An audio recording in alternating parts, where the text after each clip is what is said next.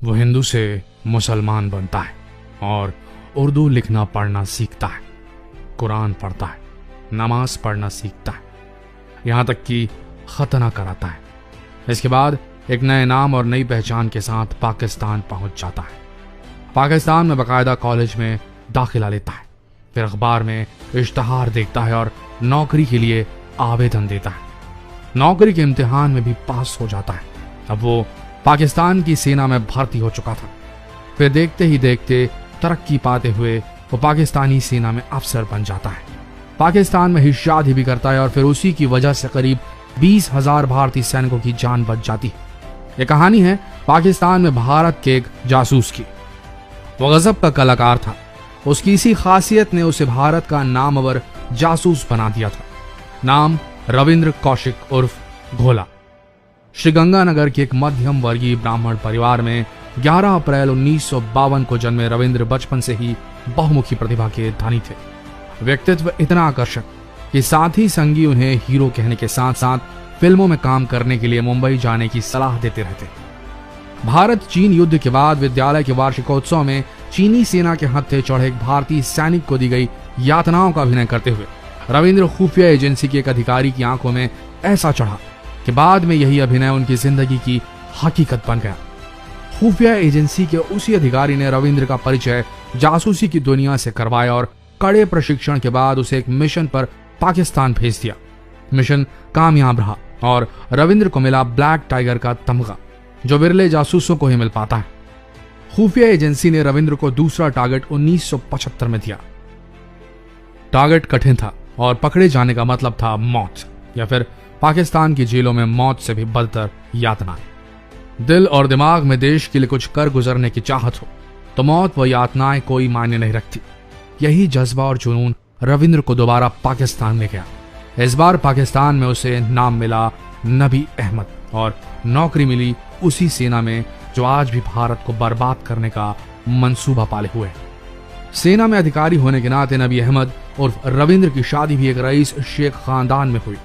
पाक के राष्ट्रपति रहे जनरल जिया जब फौज में थे तब रविंद्र उनके चहेते अफसरों में से एक थे।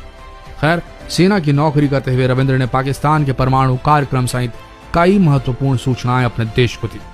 दुश्मन देश में जान हथेली पर रखकर अपने देश के लिए जासूसी कर रहे रविंद्र ने घर वालों को कभी इस बात की भनक तक नहीं लगने दी कि वो कहाँ हैं, क्या कर रहे हैं, क्या हो रहा है।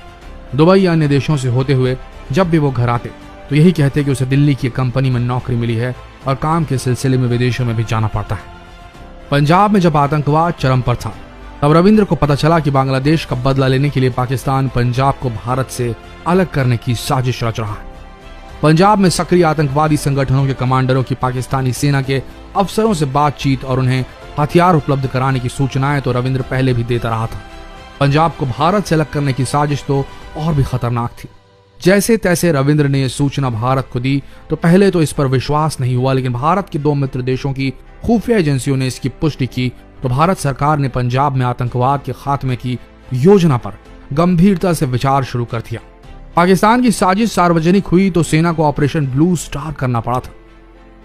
पंजाब को अलग करने की सूचना देने के बाद रविंद्र को वापसी का इशारा मिल चुका था।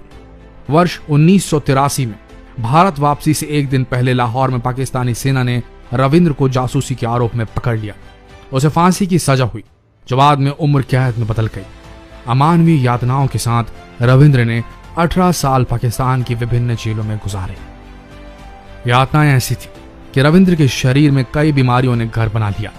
परिवार वालों को पता चला तो पिता की हृदयाघात से मौत हो गई। माँ और छोटे भाई ने 18 साल तक रविंद्र की वापसी के प्रयास किए। पाकिस्तान की मियांवाली सेंट्रल जेल में 21 नवंबर 2001 को भारत के इस जाबाज जासूस ने आखिरी सांस ली। तब उनकी उम्र 49 ईयर्स थी।